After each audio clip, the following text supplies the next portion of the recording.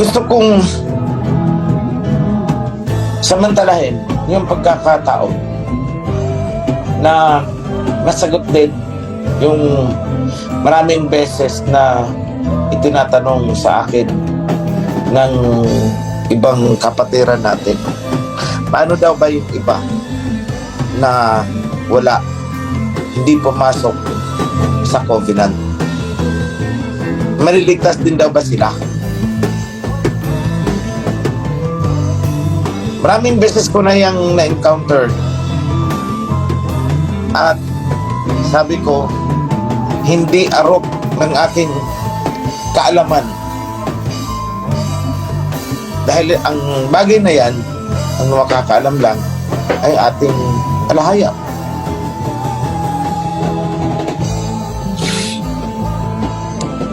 Ngunit, ipapahayag ko ay isang kuro-kuro lamang. Parang sariling pag-aanalisa. Hindi ako nagsasalita in behalf of the alahayam. So ulitin ko sa inyo, ito'y sariling akin lamang bilang pag-aanalisa.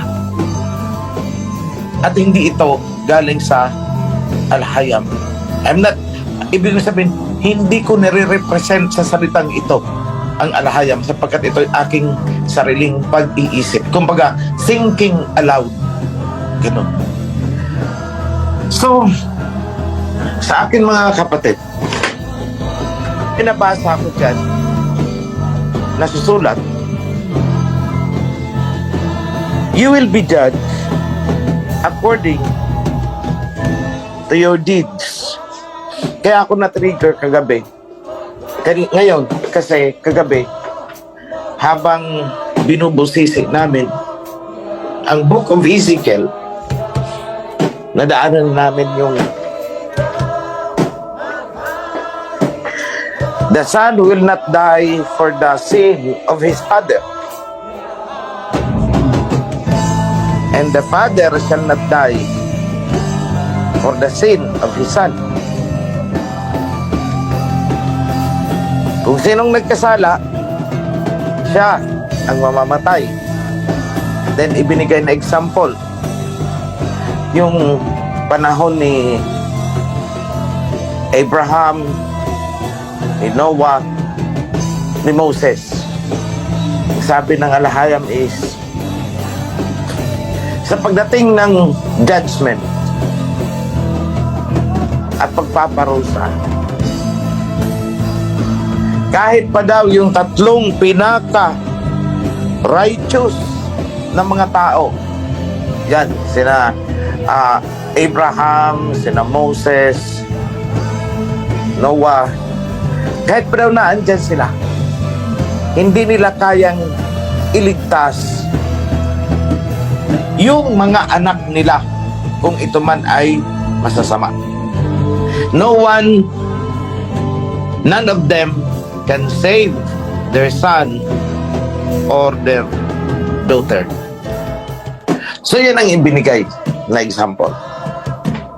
Ngayon, pagdating naman sa Exodus, merong nasusulat na may kasalanang damay-damay. Nagkasalang isa, damay ang lahat. Napansin nyo mga kapatid, nung if I recall it right, was it Nadab? I'm sorry, I'm poor on names. Yung nagnakaw ng treasure mula sa nakuha nila sa Jericho. It's at the tip of my tongue. But anyway. Tapos lumusob ang mga Israelites sa pagkikipaglaban at ang daming natalo. Natalo sila. Daming namatay. So, iyak-iyak itong mga Israelites. Aba, bakit mo kami pinabayaan? Ang sabi ng Aba, kasi meron sa inyong gumawa ng hindi maganda. So, pinarusahan ba sila? Mga panahon na yun. Bakit namatay ang iba?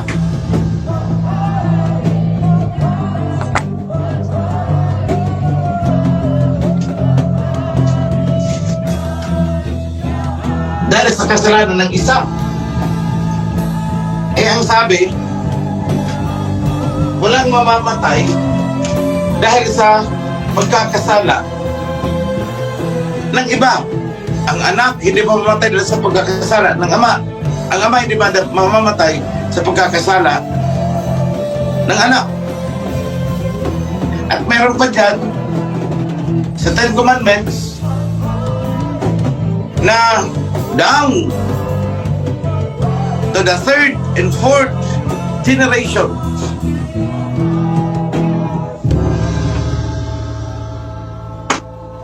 Parurusahan ang angkan ng mga nag-i-engage sa idolatry, sa sorcery, yung mga ganun. So, dinaanan ko rin yan sa video. So, kung hindi mo lalawakan ang iyong pag-unawa, para bang merong conflict, nagkukontrahan yung dalawa.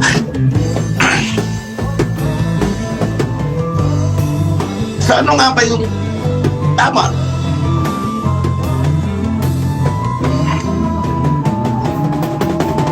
So, pagmuni-munihan nyo, mga kapatid, again, uulitin ko. Ang sasabihin ko ay sarili kong pag-aanalisa. Hindi ko nire-represent na ito ang salita ng Aba sa akin. No. Dahil ayaw kong magkasala, mga kapatid.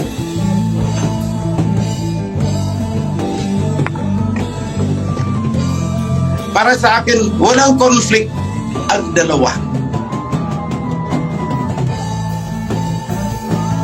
Na down to the third and fourth generation.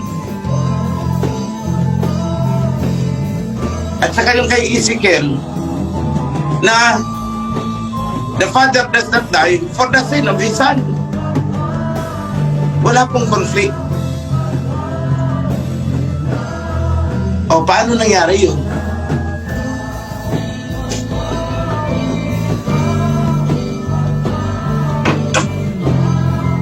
Recently, may pangyayari sa ating kawan na sabihin na natin yung tatay niya ang nagkamali. Pero bakit yung anak hindi ko tinagpas? Tanging yung tatay lang ang tinagpas ko.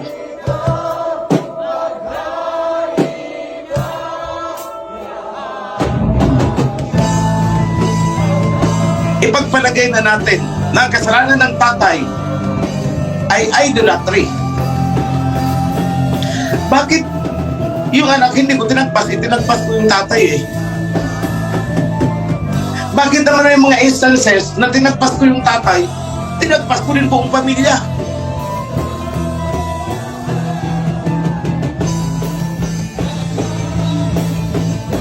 Unjust ba ako or unfair yung pagdedesisyon ko?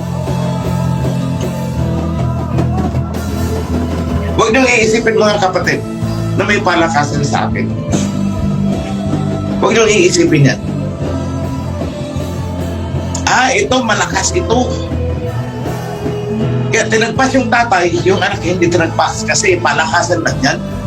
Kung sinong malakas kay Operio, yun, hindi na tatagpasin yun. Pag hindi ka dikit dyan, tagpas ka. Kahit wala kang kasalanan. Hindi po tayo ganun. So sasagutin ko yung tanong ngayon. Kasalanan ng tatay, bakit pati ang anak, ang pamilya, tinagpas ko din sa kawat? Sa isang sitwasyon yun. Sa pangalawang sitwasyon naman, tinagpas ko ang tatay, hindi ko tinagpas ang anak. Inconsistent ba? Hindi. Sapagkat ang Torah, nung naiaayos natin, lalong inaayos natin, ay lalong lumilinaw. Ganito po yun. Ang sabi ni Prophet Ezekiel, paborito ko ito si Prophet Ezekiel kasi may sinulat yan. Woe to the foolish prophets who rely on their own belief, on their own knowledge, and have seen nothing. So, kapag pala aayos mo na resolve mo yung mga bagay-bagay ayon sa Torah, ayon sa covenant, hindi ka foolish prophet. Pag hindi mo naayos, foolish prophet ka. Kung ikaw ay nagtuturo, yet hindi mo ma-action yung mga ganun. But anyway, I'm not lifting up my own. So, iba dyan, ano ba talaga? King, sagutin mo na. Pinaligoy-ligoy mo eh. Di, mga kapatid, minsan lang tayo magkasama-sama sa isang linggo. Kaya medyo binibitin-bitin ko kayo. Pero, eto na mga kapatid.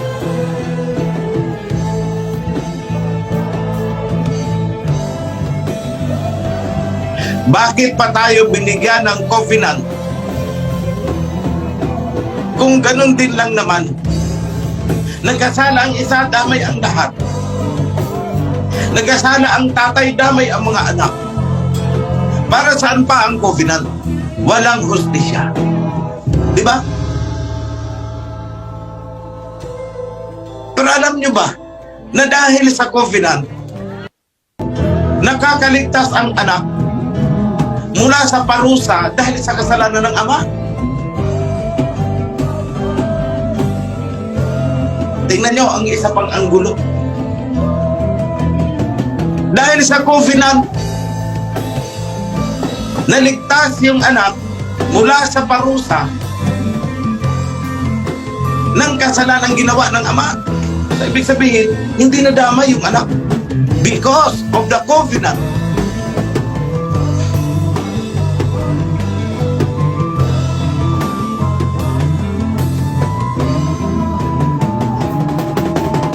Dalawa ang nagkukontrahan sa paningin ng iba. Yung isang pananaw, yung isang sinasabi, isang pangunawa, damay-damay. Anak, kasalanan ng tatay, damay hanggang 7 generation and so on. Meron naman dito sa kabilang nakasulat, hindi ko idadamay ang mga anak sa kasalanan ng ama. Ano ba talaga? What makes the difference sa action, sa judgment? It is the covenant.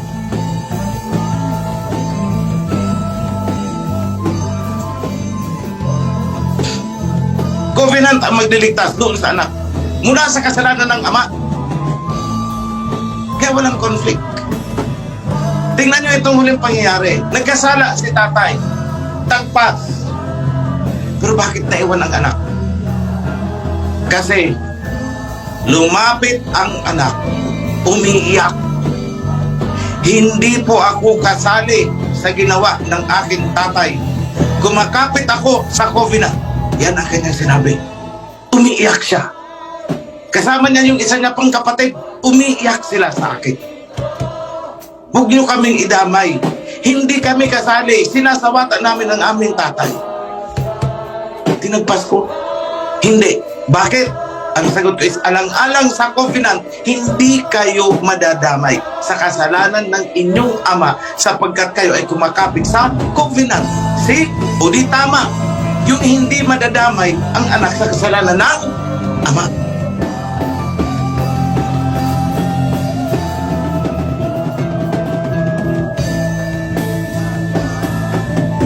E paano naman yung sinabi na down to the 4th generation? Damay. Pinarusahan ang ama. Pati yung anak na hindi niya pa isinisilang, may parusa na.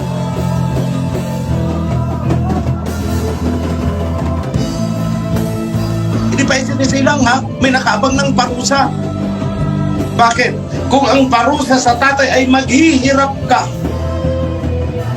eh aba, nag-anak sila, saan isisilang? Hindi ba sa kahirapan? O ayun, damay.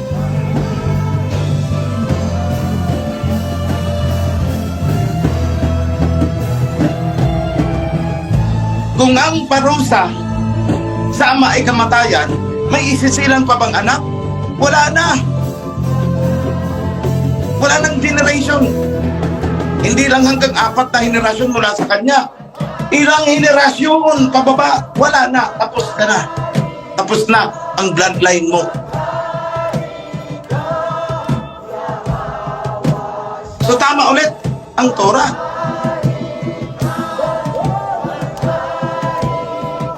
Nagkasala yung tatay. Paano yung 7 anyos na anak? Damay. Damay. Bakit? Wala pang kakayahan ang anak na manindigan na aba, hindi ako kasali doon, yung tatay ko yun. Kumakapit ako sa covenant. Hindi pa ganun ang thinking ng 7 years old. 5 years old, 3 years old, wala pa siyang ganun.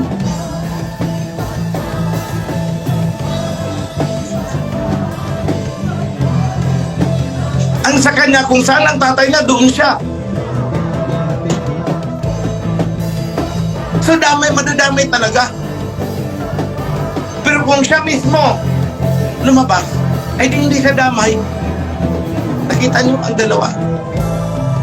Yung isa, kasalanan ng tatay, damay pababa hanggang yung anak. Dahil sa parusa, damay. Bakit? Kasi naandun siya sa custody ng kanyang tatay. Hindi siya lumabas.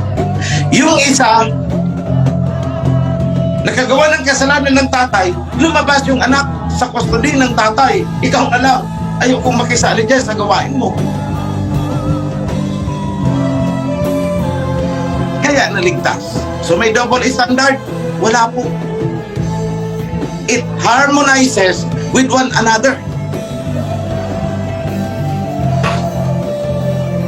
Ngayon, tandaan din natin lagi na halimbawa ang parusa sa tatay ay isang sakit. Madadami pa yung mga susunod ng mga anak? Yes. Tingnan nyo, may mga genetic disorders tayo. Hanggang ilang generation na andun. Hindi na alis. Hindi na confined doon sa tatay. Nagsimula sa kanya, paglabas ng anak niya, baon na dahil kumapit sa kanyang flesh yung parusa. Ilang generation bago ulit makorek ang anomaly. So damay. So let me put it this way.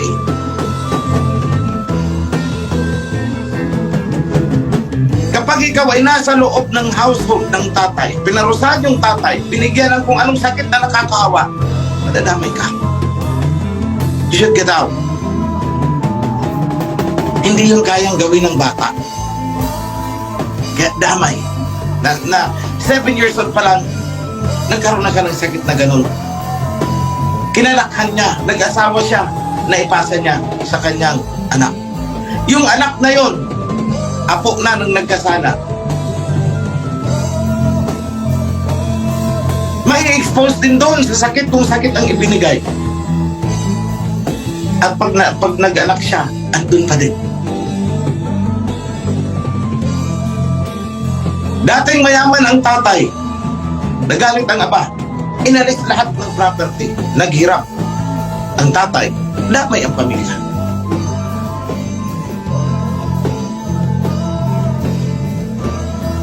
So yung anak niya, mahirap. Yung magiging anak nun, mahirap din.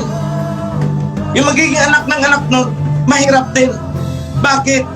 Kahirapan ang inana mula sa tatay. Kasi nagkasala yung kanilang ninuno. parang sa atin ngayon. Hindi ba tayo naghirap din? Ilang generations? Bakit? Pinarusahan kasi ang ating ninuno. Kaya tayo ngayon, nagdurusa. Damay. Hindi na tayo, personally, ang nagkasala. Pero, kasali tayo sa pagdurusa. Dahil sa ginawa ng ating mga magulang. Paano tayo ililigtas ng covenant? Iyon ang pangalawang sitwasyon. Anong ginagawa natin ngayon? Iniiyakan natin yung kasalanan ng ating mga ninuno. Patay na sila, hindi na sila makahingi ng tawad. Sino ang humihingi ng tawad ngayon? Tayo.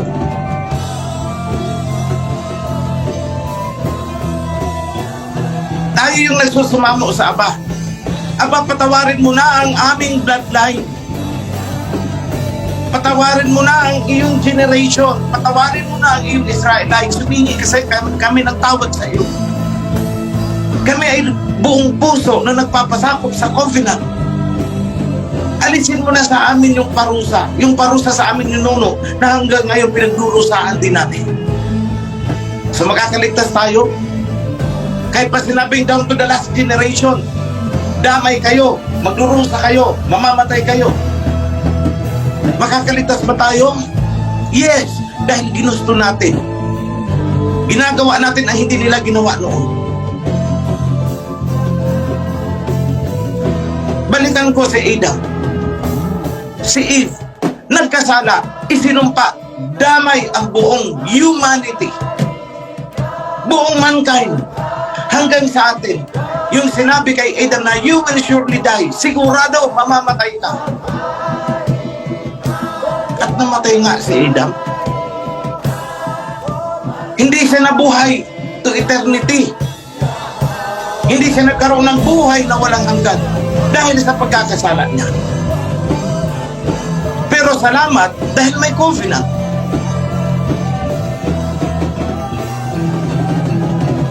Yun ang magliligtas sa atin. Yun ang lifeline na ibinigay ng Aba. Oh, despite kayo nagkasala at talugmo kayo dyan, maglalaglag ako ng lubid. Ang sino mang kumapit dyan, makakaahon. That is the covenant. I hope mga kapatid, naintindihan nyo ang sinasabi ko. I-replay ninyo ito ng i-replay para maunawaan nyo. Na sa usaping ito, kung damay ba yung mga anak, at meron namang sinasabi sa kabila na hindi ko idadamay ang mga anak, nagkukontrahan. Sana maunawaan nyo ito. Because I simplified everything. What makes the difference? The covenant. Yun ang pinagkaiba. Yung nagkasala, bumitaw sa covenant. Yung anak, mga later generations, kumapit sa covenant. Yan po ang pinagkaiba. Mga ninuno natin, bumitaw sa covenant. Tayo ngayon, bumalik, kumapit sa covenant. Kaya kahit tayo ay nadamay sa parusang ibinagsak sa ating mga ninuno, minana natin ang parusa, minana natin ang sumpa, mawawala tayo doon sa default na damay ang anak. Mawawala tayo doon. Why? Because of the covenant. So nakakaawa ito mga kapatid na sumipa sa covenant. Ginagaya-gaya lang nila ang ating pamamaraan kung paano tayo magsamba. Nakikiyahawa din sila, nakikiyahawa siya din sila, pero ayaw ng covenant. Maihahalin tulad natin ang covenant sa isang matatag na bahay. May matatag na bubong, may matatag, matibay na pundasyon. Padating ang bagyo, anong sabi? Kumapit ka, pumasok ka sa covenant. Dahil sinabi ko na ang sino mang na andyan sa loob ng covenant ay aking liligtas. Pero ang iba, ayaw pumasok sa covenant. Ginagaya-gaya lang nila kung ano ang ginagawa ng mga taong naandun sa loob ng covenant. Pero ayaw nilang pumasok. Dumating ang bagyo. Yung mga totoong nasa loob ng covenant ay safe, ligtas. Yung mga nakikigaya-gaya lang, binagsakan ng kanilang mga bubong. That is the difference. Sabi nga ng ating Bisaya, in that day, in the last days, many will come to me. Maraming lalapit sa akin at magsasabi, sa pangalan mo, kami gumawa din ng mabuti sa kapwa namin. Love, love, love, love. Sa pangalan mo, kami ay nagpagaling din ng mga may sakit. Sa pangalan mo, kami nagpalayas ng mga demonyo. Pero anong sagot? Anong isasagot ng Misaya? Lumayo kayo sa akin, sapagkat kayo ay wala dito sa aking listahan. Hindi ko kayo kilala. Ganon kasimple. Ganon kasimple.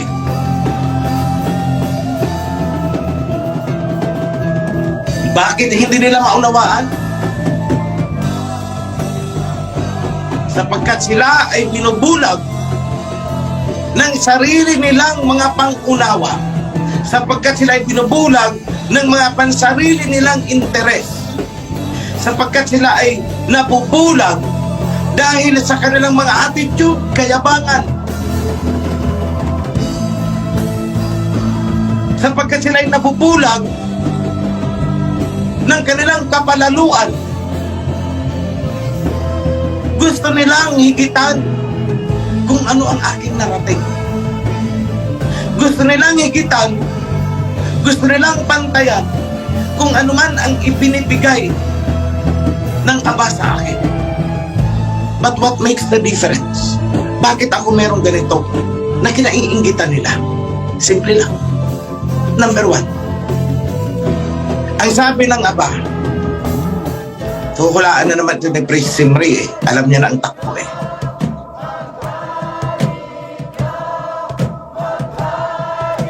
Stop desecrating my Sabbath. Follow my commandment. Abide by my covenant. Yan ang tinutukoy doon. And I will let you ride the top of the world. Kaya ako pong puso kong ginawa yun eh. Ilang taong isinakripisyo ko ang sarili ko. Then I said to the Alhayam, sabi ko sa kanya, kung ako nga ang iyong mensahero, ibalik mo lahat sa akin ang mga nawala sa akin. Yes, totoo yan mga kapatid. Although nakahanda ako na, kung sa sidewalk ako, sa sidewalk. Pero teka lang, magkasubukan nga tayo. Baka mamaya, sarili ko itong pantasya. Sarili ko itong haka-haka or what. So, one time I prayed. Umiiyak ako. And I said, ayoko magkamali. Ayoko magkasala sa'yo. Kung ako nga ang pinili mo para giyahan, pangunahan ang mga taong nito, ibalik mo sa akin lahat ang mga nawala sa akin. Alam niyo mga kapatid,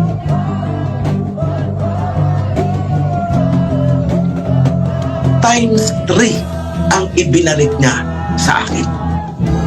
Times 3 ang ibinigay niya sa akin. Ayoko na lang magsalita, but I am practically, kumpara sa pinanggalingan ko, masasabi ko na I am now riding the top of the world. Ako na ang tumatanggi. Let me tell you, noon, may isang tao, naandyan pa ang taong yan ngayon. Alam kong nakikinig siya. Sabi niya sa akin, bigyan kita 2 million. Bahala ka na. Ibig sabihin, nasa sayo na kung ibulusan mo. Bahala ka na kung saan mo gagamitin. Wala pa namang project noon na, anong tawag dito? Wala pang project na pwedeng sasabi ko, ay dito ko lagay, sige bigyan mo ako kasi may tinatay tayo. Wala pa ganun. Kung ako'y gahaman, susunggaban ko yun. At kakausapin ko yung tao na kinausap niya na iparating sa akin, huwag ka nang maingay. Ayan sa'yo ang 1 milyon, 1 milyon sa akin. Everybody happy. Kung ako'y gahaman. Pero ang anong isinagot ko, nandyan siya. Saan galing yung pera na ibinibigay mo? Kung hindi yan malinis, huwag mong ibibigay. At ako'y hindi naghahangad ng pera. Hindi ako nasisilaw sa pera kahit tambakan mo. Kahit tambakan mo ako ng 10 milyon, 200 milyon, billion pa man yan. I'm sorry, hindi po nabibili ang aking prinsipyo. Bakit? Sapagkat ang prinsipyo na pinanghahawakan ko ay ayon sa covenant. Alam ko na, kapag ikaw ay nagkamali kay Aba, walang magagawa, walang saysay ang kayamanan mo. Bumili ka man ng higaan, yari sa ginto ang mga paananan ng iyong higaan. Nahiga ka, ang sarap ng tulog mo. Napakalambot na kutsyon, velvet ang kumot mo. Pero yun na pala, ang huling tulog mo, dahil matutulog ka na forever, spiritually and physically. Nasaan ngayon ang kayamanan mo? Wala.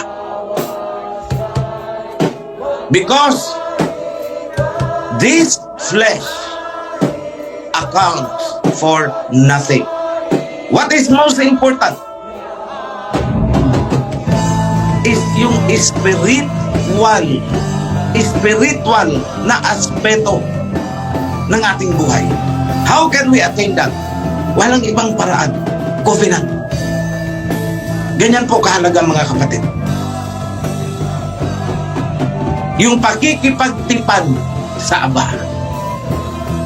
Gumawa tayo ng mabuti, sundin natin ang lahat, maging righteous tayo ayon sa covenant laws. Kapag yun ang ginagawa natin, obligado ang Aba na ibigay niya kung anong ipinangako niya, sapagkat hindi siya sinungaling.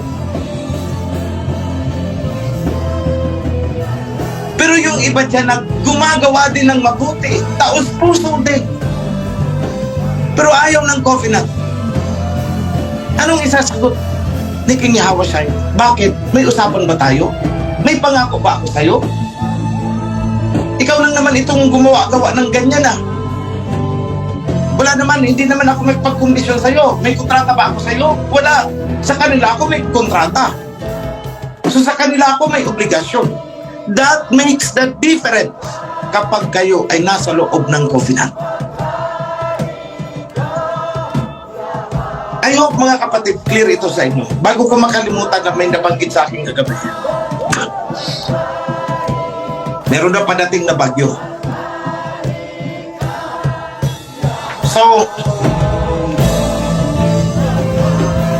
I want everyone, lahat kayong nakikinig ngayon, na magkaroon tayo ng iisang diwa sa ating pananalangin na tayo mag-isa lang nasa loob ng ating kwarto. Magkaroon tayo ng isang diwa, hingiin natin sa Aba na ibigay sa atin yung kaligtasan. Hilingin natin na walang masasaktan sa sino man na nasa loob ng covenant. Ipinangako yan ng Aba. Ang sabi niya, libo man ang mamatay sa iyong kanan, libo man ang mamatay sa iyong kaliwa, sa iyong unahan, sa iyong likuran, pero iingatan kita. Ano lang ang kailangan natin gawin? We just have to invoke yung promise niya. Kailangan mo ng panghawakan ng buong pagtitiwala. Rely on Him and not on your own strength. Lahat ng gagawin natin, lagi tayong may pagpapasubali sa Aba. Huwag tayong magpaplano ng gusto ko ganito, ganun. Kung hindi natin i-acknowledge ang Aba. Alam niyo mga kapatid, ako hindi marunong magsalita ng yung kung titingnan mo, wow, ang banal ng taong ito. Mahihiya dito si San Pedro. Hindi ako marunong ng ganun eh. Kapag harap ko ang tao, ito sige, magplano tayo. Pero ang finality ng pagtayo ko, hindi ko sasabihin sa kanila. Pagtayo ko mula sa conference table, kung luluubin ni Aba. Yun lagi. Kung luluubin ng Aba. Pero sa loob ko na lang yun. Sana ipagkaloob ng Aba. Sa loob ko lang yun. Why? Hindi kasi ako PDA. Alam niyo yung PDA? Yung public display of affection. Sa ating PDH, public display of holiness. Hindi ako ganun, mga kapatid. I'm sorry. I'm sorry. Hindi ako ganun. At hindi ko alam kung paano gawin yun. At hanggang ngayon, pinag-aaralan ko pa rin.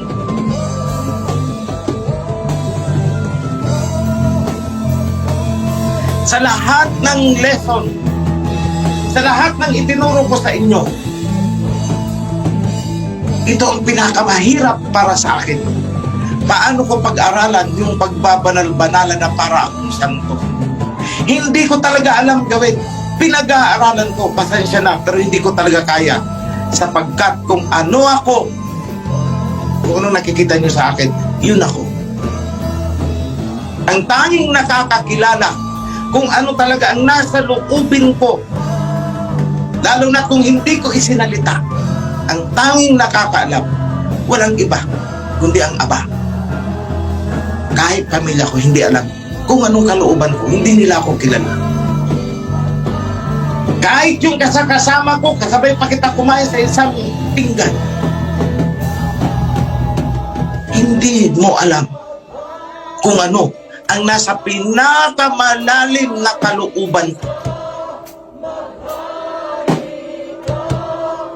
Taliwas kasi sa nakikita mong panglabas kong anyo.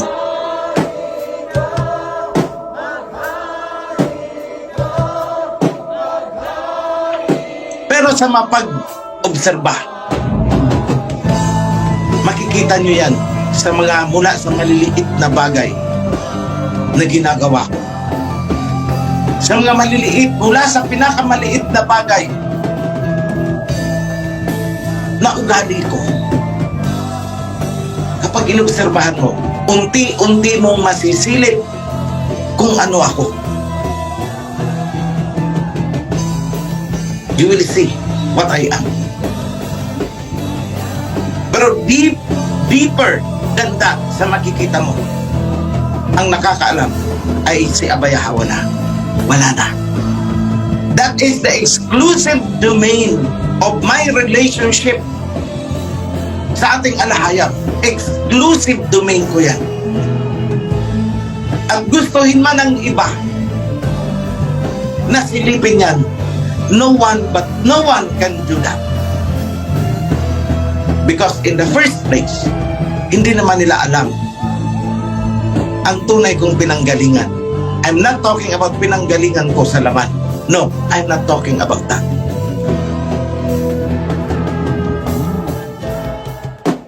So mga kapatid, bago ko tapusin ang aking mensahe sa inyo, Let me give you a brief update. Russia, nagpapa-call up na ng reinforcement of troops, 300,000 pinakall up. Why? Pinaghahanda ni Putin ang isang malakihang offensive. And kasama nun, sinabi niya, gagamitin ko lahat kung anong meron ako. Hindi ako nagbabluff sa inyo. The use of nuclear weapon is not a bluff. I will use everything in my arsenal.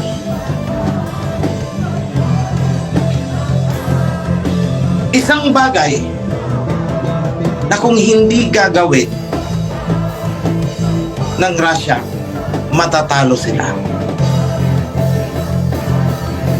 Mamamatay ang kanilang bansa. Guguho ang kanilang gobyerno. Mamamatay si Putin. Kung hindi niya gagawin yan. Pero pag ginawa niya rin yan, maraming mamamatay sa West. Maraming mamamatay sa Europe. Kapag ginawa yan ni Putin, out of self-preservation. So nasaan siya? Nasa balancing act siya. Buhay ko, buhay namin, o buhay ninyo? Yan ang tanong ngayon.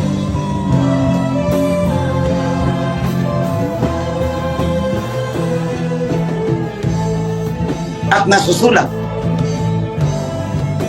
na matatalo ang two witnesses, mamamatay.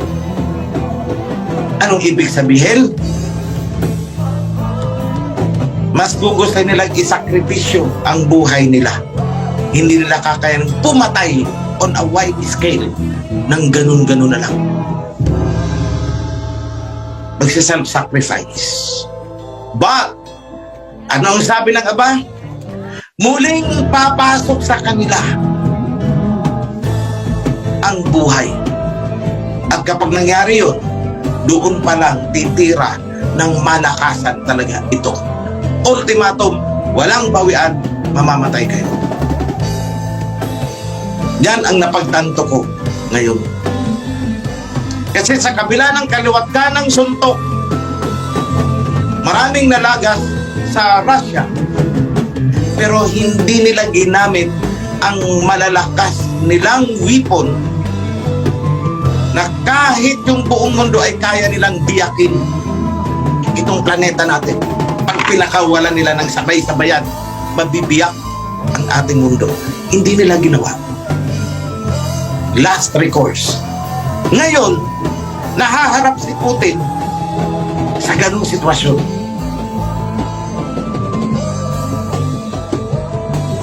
Ang sabi niya, hindi ako nang babluff. We have the technology that you never heard of. Ibig sabihin, hindi ninyo akalain na nag-i-exist pala. Ibig sabihin na kahit sa panaginip ninyo, hindi nyo akalain na meron palang ganito. Parang ganun ang message na sinasabi niya. We have that. Mag-behave kayo para hindi ito gamitin sa inyo.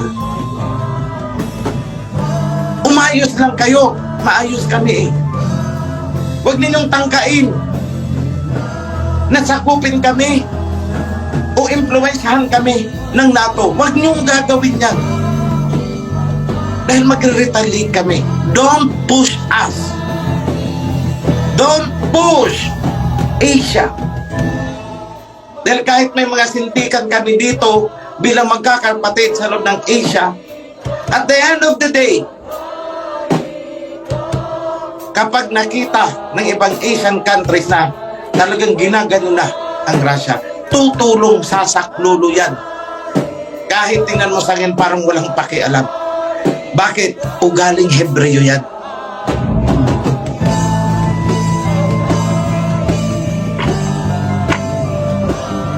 Let me also warn you, ang daming lumalabas ng mga propaganda sa YouTube.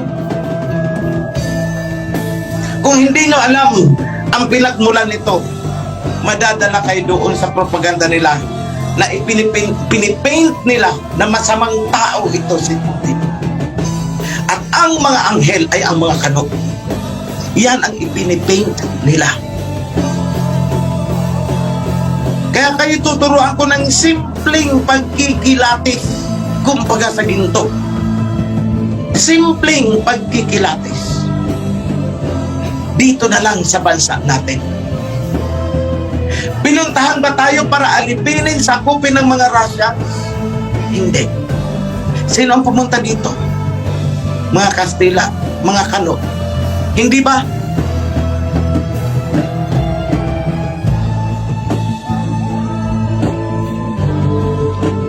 May narinig na ba kayo na itong mga Russians na to ay pumunta ng Africa, pumunta ng Australia para sakupin, hut-hutin ang kanilang mga resources? May narinig ba kayo? Across history, wala.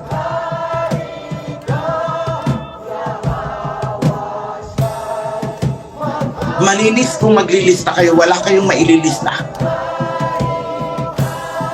Pero gawin nyo rin yan sa mga Kano.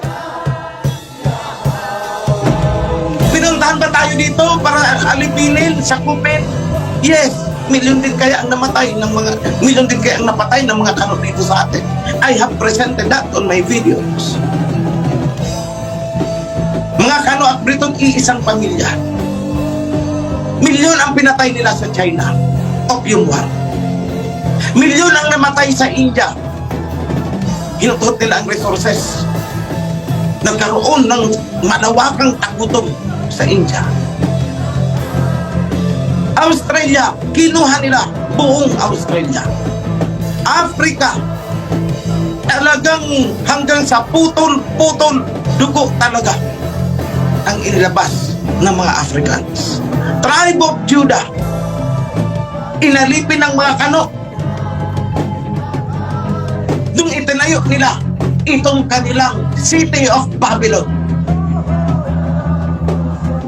Ngayon, sino ang paniniwalaan ninyo? Mag-isip kayo.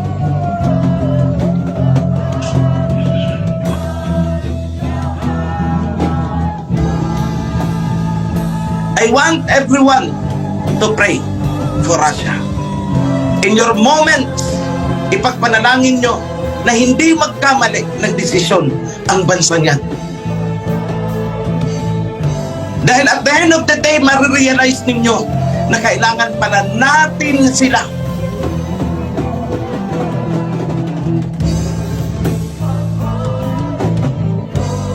Huwag niyong kalilimutan. Hindi nyo kailangan ilagay sa public display ang inyong pananalangin. Kahit sa inyong kalooban lamang sa inyong sarili, sa oras ng inyong pananalangin, isabay nyo ang 2 witnesses. Ipanalangin ninyo na hindi kayo mapupulagan sa mga maling propaganda. Spreading nyo sa inyong mga pamilya. Dahil alam ko marami dyan, maka-West. Ipakita nyo ang totoong nangyari sa history na hindi alam ng ating henerasyon ngayon. Yan man lang, malaking maitutulong nyo. Hindi man kayo ako na nakikipagdigmaan doon para ipagtanggol ang Asian territory, ang Shemite territory. With that alone, malaking tulong yan.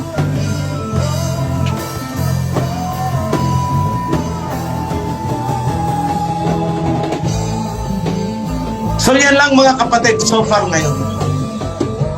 Before I go, please raise your hand and I would extend the blessing sa inyo. Sa pangalan ng ating Almighty Abay Yahweh, ipinapaabot ko, hinihiling ko sa Kanya, pinapaabot ko sa inyo na igawad ang buong pagpapala na ibigay ang lahat ng pamamaraan na matutunan ang inyong mga pangangailangan. Yung may mga sakit, hinihiling ko ang kagalingan. Yung mga naghihirap sa material na bagay, hinihiling ko na ipagkaloob yan. Ang pag-iingat sa mga sakuna, kapahamakan, hinihiling ko.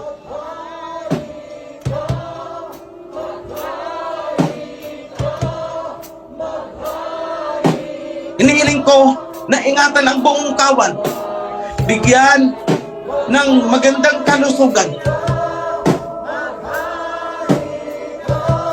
Hindi man kayamanan, maging masaya tayo na tayo hindi salat na salat sa buhay. Hindi tayo humihingi ng labis-labis.